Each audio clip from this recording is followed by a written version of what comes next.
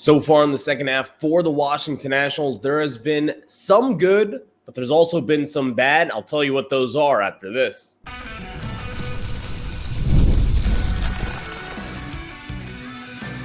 You are Locked On Nationals, your daily Washington Nationals podcast, part of the Locked On Podcast Network, your team every day. And thank you all for making Locked On Nationals your first listen every single day, as we are free and available wherever you get your podcast. And of course, I'm your host, Ryan Clary. You can catch me over on Twitter at RyanClary11 and as well as our show page at LO_Nationals. For all your latest Nationals news and notes, make sure to check us out over on Twitter and as well as search us up over on YouTube. Just search Locked On Nationals. And of course, again, search Locked On Nationals wherever you get your podcast. Later on in today's show, let's talk about Andres Chaparro, as he has been playing pretty decent baseball since being called up, and the Nationals did trade him for Dylan Floro back at this year's trade deadline. Now you've got kind of someone who has been a proven bat down in the minor leagues, and he has been making an impact so far in his first 6 games up in D.C., so we'll discuss that a little bit later on in today's show. In the second segment, it is a Monday. You know what that means. It is a Nat Stock Report Monday. Who's been up and who has been down. I'll get you the latest individual performances for your Washington Nationals. And of course, there are some very big names on this and guys who have been killing the baseball and guys who have been in a slump. But as we kind of get into the show, you all know, as I said in the cold open, there's good news and there's bad news. The good news is really good, but the bad news is kind of annoying, pretty damn frustrating, and again, how long will it last for? We'll discuss that, but this episode is brought to you by PrizePicks, the easiest, most exciting way to play daily fantasy sports. Go to prizepicks.com/LockedOnMLB and use code all lowercase LockedOnMLB for a first deposit match up to $100. So let's get into the bad news here. Earlier on this season, the Nationals had a few surprises. Number one, Keibert Ruiz, in the way that he was struggling both offensively and defensively. That was one of the big kind of takeaways that I had. He was not all too good here. He was really struggling offensively. And again, he did have that flu where he lost a ton of weight. He had to get back into form. And since then, he has been a little bit better. But there are also a couple others, and not just bad surprises. The Nationals pitching staff. What we saw from guys like Jake Irvin going from year 1 to year 2, what you saw earlier on with Mackenzie Gore from what you saw from year 1 into year 2, and what you saw from guys coming up making their major league debut. DJ Hers, Mitchell Parker, through his first 13 starts, maybe was the best starting pitcher that we had through those first 13 starts of Parker's career. Those were the positives. And now when we look at it at this point in time, that starting pitching staff, that same starting pitching staff, has been pretty damn bad. I don't know what has really gone into the Nationals kind of crumbling here as of late, but even then with Jake Irvin, he's not right. Mitchell Parker, you've talked about him and kind of the way that he has stunned us all. He's kind of fallen back to earth. DJ Hers, while he's still good, I would like to see maybe a step up from him, even though he's kind of out of this equation at this point in time. Josiah Gregg undergoing Tommy John surgery, and he's going to be done for the next year. Cade Cavalli not coming back from injury, and really, it doesn't really seem like he will be coming back to the majors at this point whatsoever. Mackenzie Gore, we've talked about it even just last week, how the Nationals should probably consider optioning him to AAA. These are the things that kind of happen over the course of a 162-game season.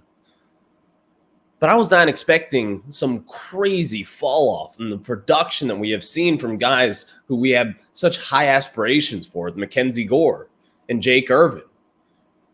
We were touting for Jake Irvin to be an all-star. I thought he should be an all-star. I still think he should have been an all-star.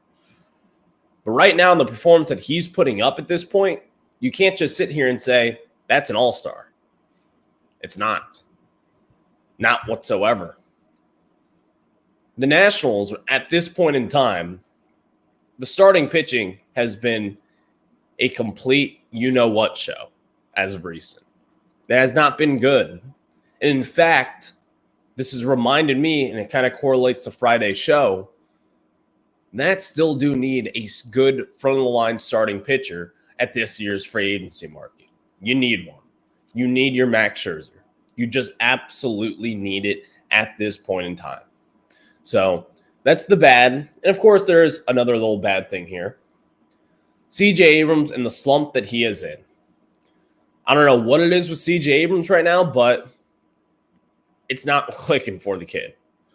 He's in one of these slumps, and this has been one of the more frustrating ones, in my opinion, because he was anointed to be in the All-Star game. He appeared in the All-Star game. He deserved to be in the All-Star game at 23 years old. But now, since that game, he has completely fallen off, as production is just not good. It hasn't been good for quite some time. And usually this is what Abrams has been over the course of his career, but it's always been kind of this roller coaster. So Abrams isn't that bad as well. But then there is the good. And the good rhymes with James Wood. James Wood and what this kid has been doing. Yesterday, finally, let's open this can of worms here. He finally pulled his first home run. He pulled the baseball. It went 107.5 exit velocity, had 417 feet in the air. And the fact that people were worried at one point in time about James Wood and his production is blasphemy. He doesn't pull the ball. He only hits it opposite field. Oh my God. That is not a bad thing. Do you want to see him pull the ball so you can get an exit velo of this? The total distance of 417 feet off the bat? Yeah, we want to see that. But if you are at this stage of your career, like James Wood is, early on, still developing, still kind of getting ready to be an everyday major leaguer, having him not pull the baseball is not an issue. I don't know who we have to talk to discuss that and say, this is not an issue.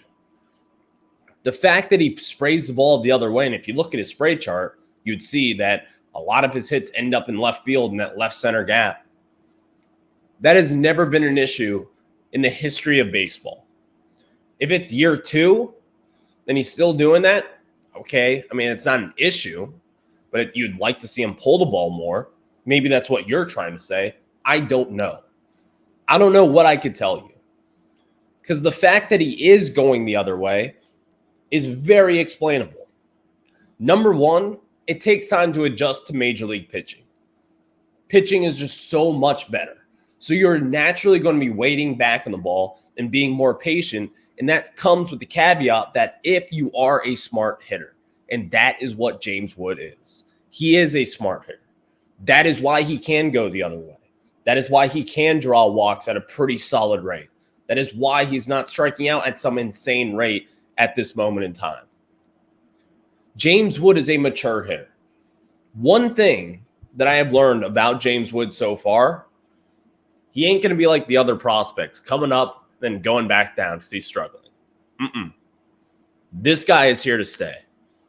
And not only with that, James Wood, at this point, he's your best hitter. And it's not that close. It really is not at this point in time. James Wood is an everyday major leaguer. There is no doubt in my mind about that.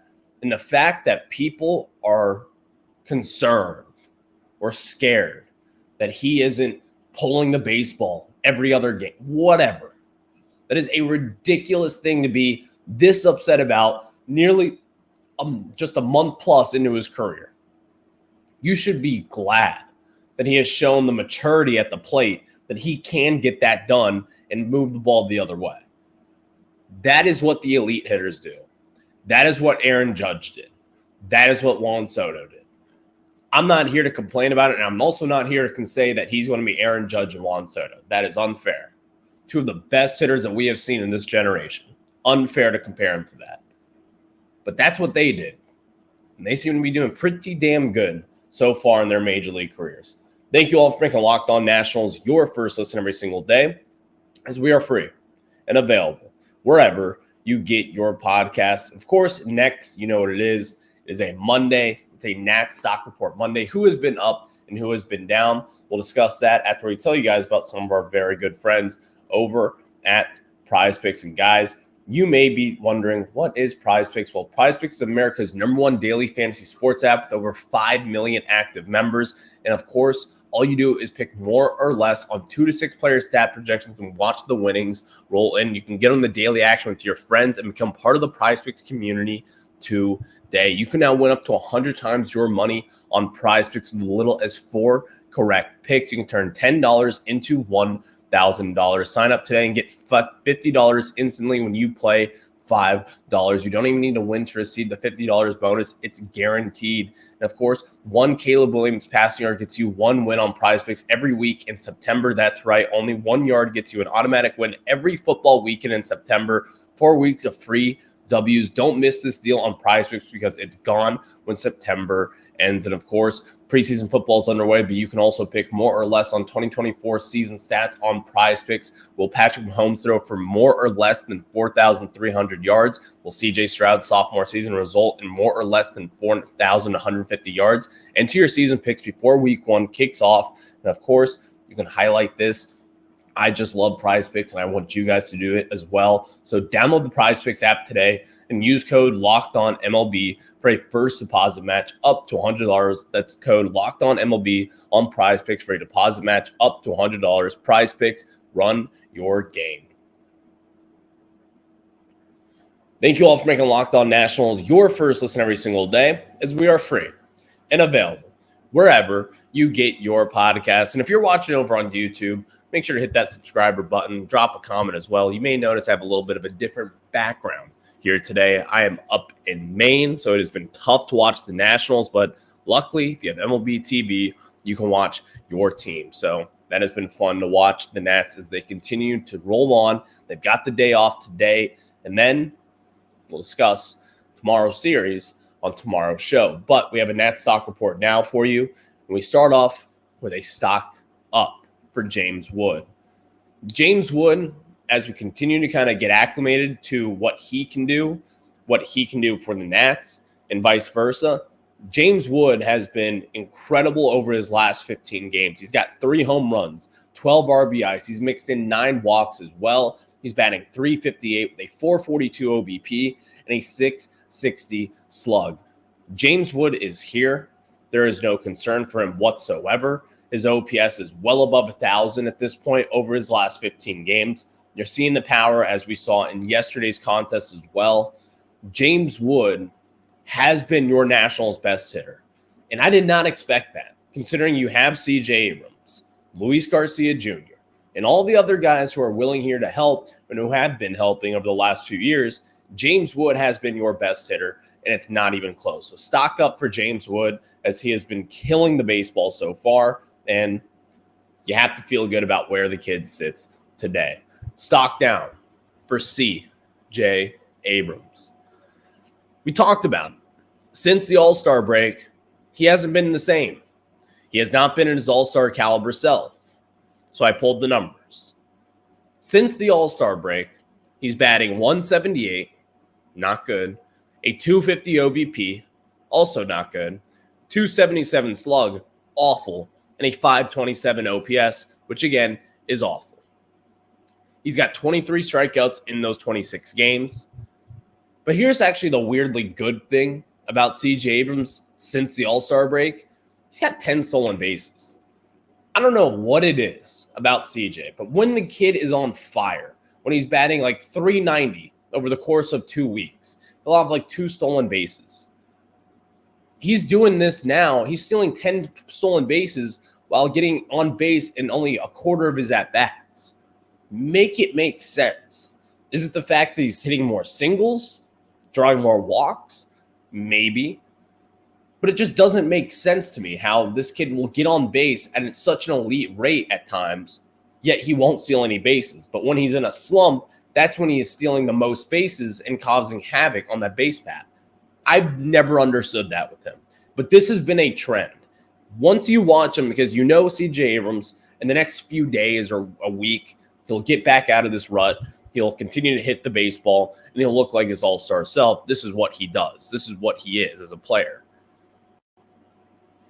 But he won't be stealing bases. Keep your eye on that. I've noticed that with him. Maybe you have as well. So we'll see about that. But stock up.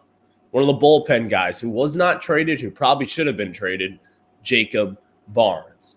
He was kind of one of those guys I kind of just threw to the side and said, if the Nationals trade, whatever, you're not really going to get that much in return. You're going to get nothing. But Jacob Barnes has been really good since the All-Star break. Or not even that, really since the MLB trade deadline just a handful of weeks ago. Since the deadline, in 9 appearances, he's got 10 2/3 innings pitched, 6 hits, 1 earned run, which was a solo home run, by the way, and 12 strikeouts to 3 walks. I'm not here to tell you Jacob Barnes is going to be a reliever of the future for you. He's not. He's in his mid-30s at this point. He'll be a free agent after this year. He'll be gone. But he hasn't been bad. In fact, I actually could see the Nationals kind of doing something similar to what they did with Ildemaro Vargas last year. As he enters free agency, they're going to, before he can actually test the market, they'll probably just give him a 1-year major league deal and see what happens with him. If he doesn't make it, you'll swallow $2 million or however much money it would take to sign Jacob Barnes. That's kind of what I expect at this point. But he has been good. And even then, his overall season numbers aren't that bad. I'm not sitting here telling you he's going to be your setup guy for the next few years. But he's at least been something that you can rely on with this Nationals bullpen being so up and down and really just gutting it, trading away Hunter Harvey and Dylan Floro, 2 of your best arms. He's been an intriguing guy, and he's been really good lately.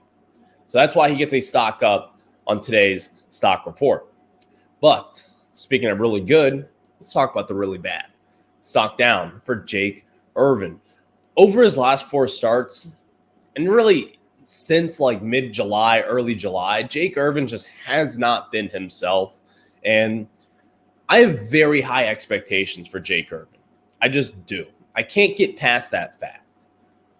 Over his last 4 starts here, he's got 22 2/3 innings pitched, 29 hits in that time frame as well, 15 earned runs, only 16 strikeouts. He's given up 7 home runs over his last 4 starts here. He has a 5.96 ERA and a 6.43 fielding independent pitching. Jake Irvin has been going through one of the worst ruts over his 2-year career with the Nationals. This has just been a very bad time to beat Jake Irvin. Again, 29 hits in those 23 innings pitched, 15 earned runs, and 7 home runs. Someone who doesn't really get snake bitten by the long ball that much. He has been completely snake bitten here recently. He has been going up against some very good teams and very good offenses, so that does kind of go into this puzzle here. But ultimately, I want to see a little bit more of Jake Irvin as we continue to go down here. In the Nationals, you're going to have to stretch out these guys. Get this 6-man rotation going, help save your arms, help save some innings, and really just help stretch out the young guys because this has been a very long season for Jake Irvin. He has not been hurt whatsoever. Mackenzie Gore, it's been a long season. Mitchell Parker, it's been a long season. We'll see who fills that 6-man rotation, but there is someone down there with the name of Brad Lord. So we'll see about that, but stock up now. Last one for Keibert Ruiz. Since August 1st, he's got 15 hits. He's got a couple doubles. He's got 4 home runs in his since August 1st.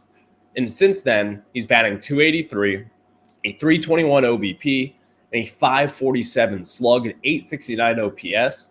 This slash line right here is really what I expect from Keibert Ruiz. If he just continues to stay at his peak, this is what I expect from him. The on-base percentage being a little bit lower, but that slugging being way up there. That is our expectation for Keibert Ruiz. He got the extension last spring training, and it made sense. You understand why the Nationals did that. Keibert Ruiz did show some promise. He was inconsistent a little bit in his second year here in D.C., but he still showed a lot. you were feeling pretty good about him going into year 3. But now we're almost through year 4. And Key Barrett, while he has been good at times, he has really struggled for the most part of this season. The first half of the season was a complete wash for Key Barrett. But he has really started to turn it around here. And this will be a very interesting thing to watch over the next month plus here as we wrap up the 162-game marathon. But Key Barrett, as of recent, he has been good and really been serviceable at the plate. And that is really all I can ask for. Batting .283 with a .547 slug, that is what I want to see from him, because that is the expectation of what he has of himself and what I have of him, and probably of what the Nationals have of him as well. Thank you all for making Locked On Nats your first listen every single day. You might be wondering, well, who has been a good part of the Nationals so far since the trade deadline? There's been a couple pieces who have really kind of come up, stepped up, and play well. Alex Call has played well, even though you've seen him make some weird errors in the outfield. He has been a fun player to watch, at least. He's a little bit of a spark plug of the offense at times. He's just a fun player to watch, but still, we all know what to expect with him. There's been other guys as well. Juan Yepez at times looked really good here, but although he kind of has been in this little bit of a funk, James Wood, very good, has really picked it up since the trade deadline.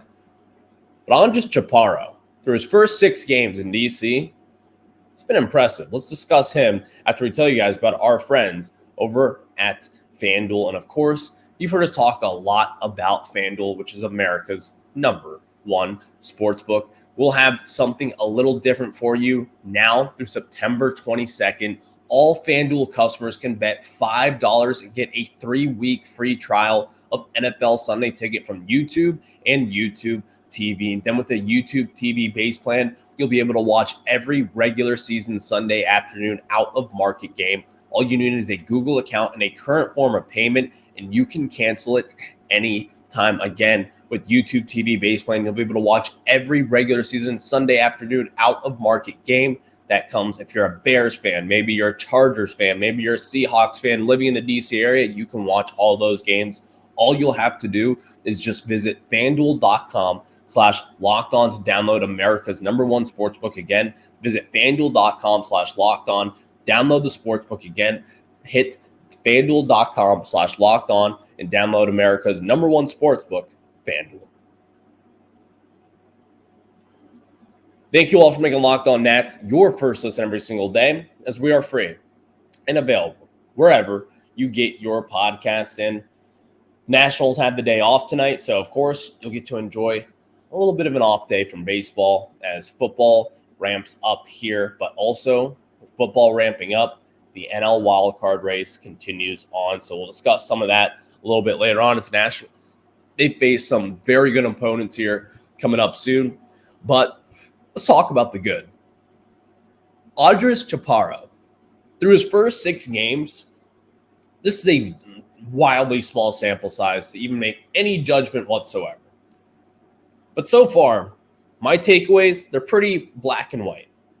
Andres Chaparro looks the part to be kind of a platoon guy. He has a very smooth right-handed swing. He has got a very good approach at the plate as well. Something that I've been very impressed with so far, he's only got 2 strikeouts in his first 6 games compared to 3 walks. And his slash line looks really good, getting on base at a 375 clip. He has a 429 slug as well. Again, that smooth right-handed swing. I think what has been the biggest question mark and really the biggest focal point as well is how are they going to get him at bats with the way that Juan Yepez has also swung the bat. That's going to be the real tool here of where the Nationals can go. How will they be able to kind of fix this lineup and make it to a part where you can get both these guys who have been impact bats for you in the lineup every single day and still kind of see what they both can have? Because Yepez and Chaparro at this point, you don't really look at them and say, they're going to be part of the future. They're going to be the future tandem at first base. You don't necessarily see that. But it's also not out of the picture at this point. So over the next month and a half, the Nats are going to have to figure out both Juan Yepez and Andres Chaparro, but I could see them being a tandem maybe to start off next season if you don't go out and get a real legit first baseman. Chaparro can play both the corners with first as well as third. And I also wouldn't be surprised to see if the Nationals tried him out in left field eventually to really see if he can play out there until another guy breaks through like a Robert Hassel, or maybe you sign someone again this offseason. Who knows? But Chaparro has looked really good. And so I just wanted to kind of take that takeaway here as watch him and watch the name and watch how the Nationals utilize him over the next few weeks here. But thank you all for making Locked On Nets your first listen every single day, as we are free and available wherever you get your podcast. And of course, I will catch you guys on the flip side. Enjoy the day off. I'll see you tomorrow.